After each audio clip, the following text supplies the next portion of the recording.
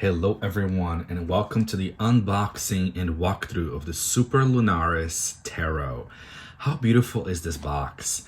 And when I got it from Etsy, so you guys can totally trust.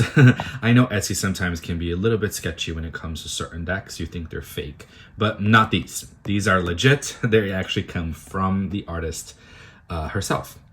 Now, the beautiful thing is that it came with this, I was gonna say postcard, and then a beautiful thank you note, little postcard with one of the images from the tarot. I think it's like a 4x6 size. And then look how cute. It comes with a sticker of the High Priestess. And I love this. I don't know if every sticker is going to be the High Priestess. I don't know that information. Maybe if you do order this, you might get a different sticker, but I got the High Priestess, which is actually my favorite card in the tarot. Not just this one, but in any tarot. I do love the energy of the High Priestess, so this was just a really beautiful touch. Okay, so let's get to the box. This beautiful cosmic blue purple box. You have the title on the side, and then in the back you have Superlunaris, belonging to a higher world. A 78 card deck, a luminous and expressive reworking of the Rider-Waite-Smith system with an energy and life force of its own. Designed for personal development, transformation, and empowerment for all. Love that. So it opens up with this magnetic little flap over here. We get to the inside and more of that beautiful cosmic design. In here is our little white book. And let me pull out the cards. I have to show this rose gold foil. I have never seen a rose gold foil on a deck, at least not the ones that I own. Maybe there are some out there. I think there is one, maybe the Threads of Fate. I think one of them has a rose gold, but this is the first one that I own myself and that I've actually seen in person, and I love it. Here are the backs, absolutely gorgeous backs, and the cardstock is not bad. It's flexible, but it's not, it's going to last you a long time. It's flexible, which is nice. Easy to riffle shuffle if you are a riffle shuffler like me, but it's going to last you a long time. Before I go to the cards, let me show you the little white book. And it's exactly that, just a very little white book. It's not even a book, it's actually a fold out. Excuse me. So here's the cover, obviously. You turn to the back and you get the major arcana. You get it open and it's the entire major arcana and just a beautiful gratitude paragraph from the artist. This is actually, I got the second edition, created in March of 2021. And then you get to the other side and you have all the minor arcanas separated by each suit. And you pretty much have keywords. For example, the Ace of Wands will be new moves, a spark of inspiration, the start of a new venture, potential, passion, new beginnings, and action. So yeah, that's pretty much it. So before we go through the cards, just because I'm looking at the book here, there are no spreads or anything like that. I find the images and the card book, the card stock, the little guidebook, it's really good for a beginner. If you are a beginner and you're learning the Rider-Waite-Smith, it's very similar. It is very much based on the Rider-Waite-Smith. So if you are a beginner, this deck won't confuse you too much or at all. But I will say the book, if you are looking to maybe read more or learn more, the book doesn't give you that much. But it's actually a really good little guidebook, especially if you just want to glance at certain keywords. Okay. Now, I am going to show you guys all 78 cards. If you don't want to see all of them, you can jump around. You can skip this part altogether, but I will be showing you all of them. Okay, so let's get started. So here's the Fool. And I love this deck. I already went through it because, of course, I took the plastic wrap out and it comes with that little paper ribbon around it. Of course, I took those things out because I wanted to look through it myself when I got this earlier. But also just to get moving. But if you are familiar with the Rider-Waite-Smith, here you have the cliff, you have the dog, and you have the Fool, right? So it's pretty, and he is holding a rose as well. So it's pretty standard, right? Pretty standard to the Fool. Although this Magician, I absolutely love. I absolutely love this Magician. There's something just so powerful about her, or him, right? Because the Magician, I was going to say traditionally, but what is tradition really? Is more of a masculine energy, but I love that it's depicted by a woman. And again, a powerful image. I love this image, if you cannot tell. So here's the High Priestess. We took a little glance of her at the sticker. I love that her coat is made of the cosmos. How beautiful is that? Also, I love that she's older here. Usually we see the High Priestess as more of like a younger energy. But I love that she's older. Because the High Priestess to me is all about wisdom of the infinite. She's the keeper of the veil. She's the keeper of the subconscious and the unknown. But it's unknown to us, not unknown to her. So I really like this. It's really beautiful. This deck is quickly becoming one of my favorites when it comes to artwork. This Empress, I mean, it does not get more beautiful, more lush than this picture. The Emperor, I love that the Emperor is a woman, or we should never assume, right? Or at least somebody with breasts. I'm gonna say that, but they made, I'm gonna say her just for the sake of language, really. But of course, it can be a they, it could be a them, it could be a he, a she. We don't know their pronouns, but I love that the Emperor being more quote unquote traditionally, here's that word again, traditionally more of a masculine energy. Here we have a woman as the president, right? As the president of the United States, which we haven't had a female president yet. We're a little bit behind the times when it comes to the rest of the world. But I love that here we have, I'm going to say, just for the sake of language, a more feminine energy at the Emperor. Absolutely love that. Here's the Hierophant, the wise sages. This Lovers is really, really beautiful. I love that. I love the snake coiling in the sun over here, and the clouds, kind of like this night and day kind of thing. The Chariot, yes. I love how these are dogs instead of sphinxes or horses. We have dogs. And I love that she's on a wheelchair. One, it is the Chariot, right, on wheels, but also representation. This deck is super diverse when it comes to ages, when it comes to gender fluidity, when it comes to feminine, masculine, people of color.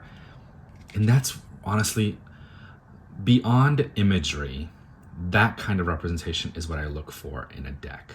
This Hermit I love, because she looks like she's praying or something, but she's inside a temple, just worshiping or kind of connecting with the divine. And that's very much Hermit energy. Here we have the Wheel, pretty standard, I would say, but also just as beautiful. Justice. Here, instead of the Hanged Man or the Hanged One, they call it the Suspended One. I also find really interesting how mundane the apartment looks. Like it's like she's inside an apartment, but then upside down, she's almost having this like out of body revelation, a spiritual experience. I don't know. This death is really, really beautiful. So of course, as you have noticed, it does vary quite a bit from the Rider-Waite-Smith, and yet it doesn't. I don't know. You know, we still have Temperance, which is an angel with the two cups in the water like flowing through. The sun behind them. Usually we see that in the Temperance one as well. This Devil is really interesting. And one thing I didn't catch when I saw some unboxings of this, I always thought this was like an iceberg. But it actually looks like a person. I mean, it is an iceberg, or it could be.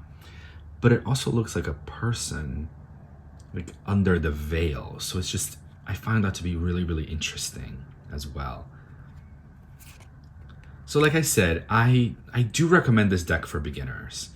You know, the guidebook is not bad. It gives you quite a few keywords on each card. This one is actually very thought-provoking because if you notice, the tower is the Washington Monument in Washington, D.C. in the U.S. The star. So it follows, here's that word again, it follows tradition, right?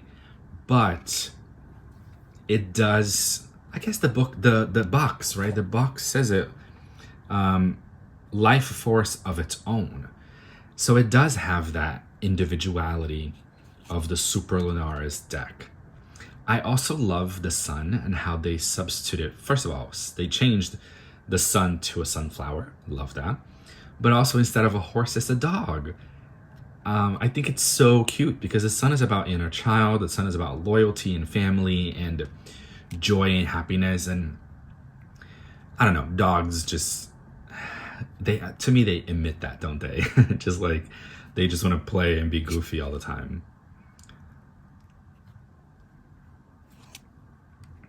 Oh, I kind of skipped very quickly over the Judgment card. It's a little bit different, but I still think that the image shows pretty much like what the Judgment is. So here we have the Ace of Wands. As you can see, there are no titles in the minor arcana. So the aces is just that there's not even a number. It's just not even, no number, no name. And for the Two of Wands, you just have 2. The number 2 on top. But I mean, you can see that she's holding 3 wands. Here you can see that there are 4 wands, right? Pretty traditional to the Rider-Waite-Smith. Oof. Sorry, guys. I guess my throat is more dry than I thought. Here's a 5 of Wands.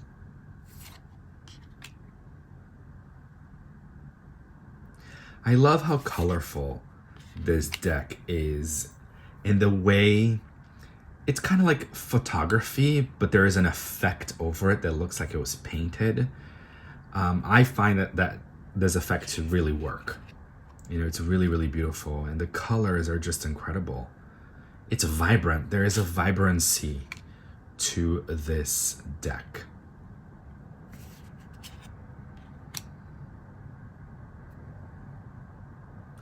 And it feels very modern, right? Here's some graffiti going on, right? It's not that like medieval outfits that we see a lot in tarot decks, which I don't mind. I kind of like those because they're so talking about a little bit medieval, right? Here's the Knight of Wands.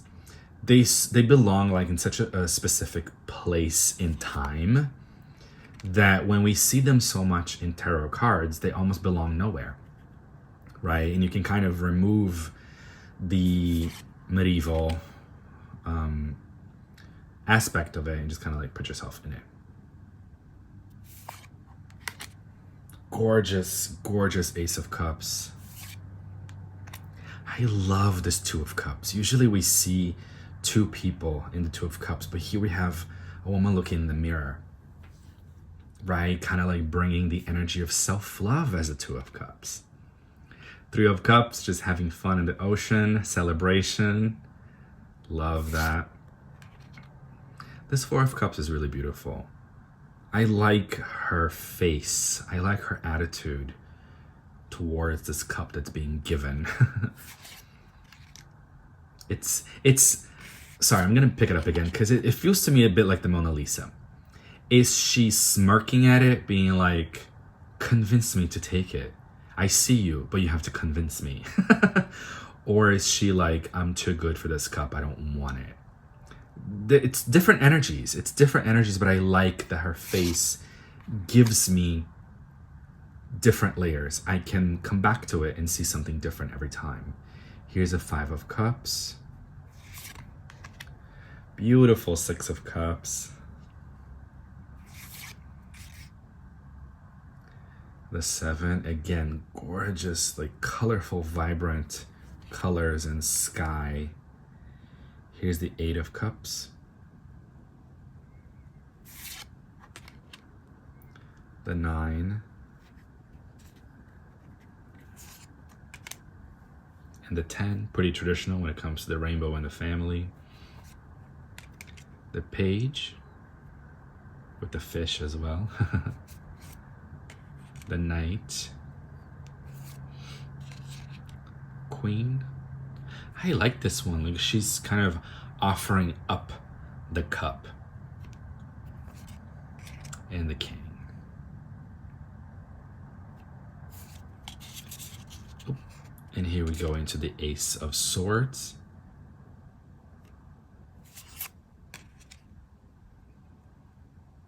The interesting thing is, like, here we almost see like I don't know if it's a belt, but the water, like, it goes right in front of her, so it's like she is part of the water and yet in front of it. There's this very, very interesting juxtaposition between her body and the body of water. It's like she's not quite in it, but she's also not quite removed from it. I found that to be very, very interesting.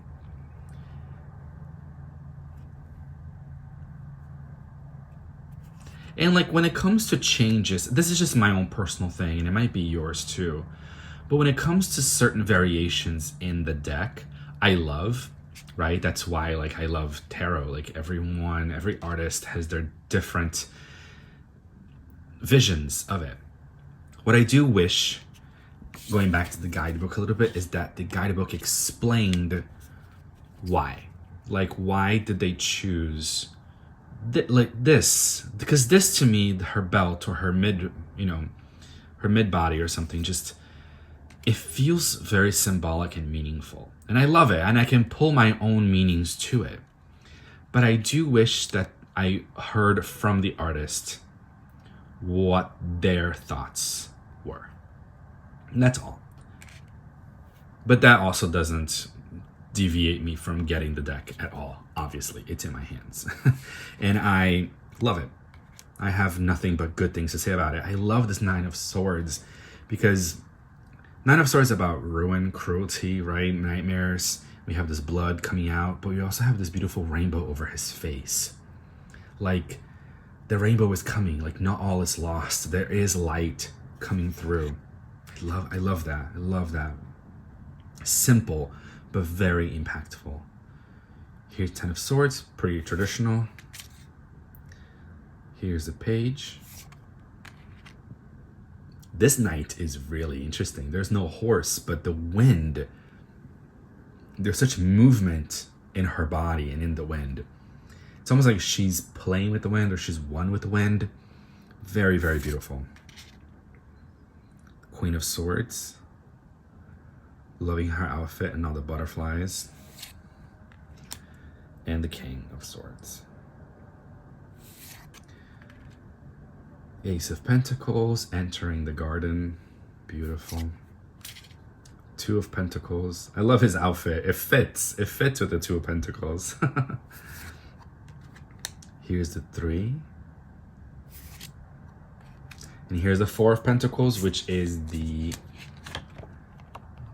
little postcard we got. See, and I like how they use the graffiti in the back to form the 4 of Pentacles. Here's the 5. A man in a suit, very traditional, very, not traditional, very modern, right? We are used to seeing this guy. We almost like know who this guy is. He's like a Wall Street kind of guy who's like, I'll give you some money. Definitely here, definitely more graffiti going on with the 7 of Pentacles. Here's the 8.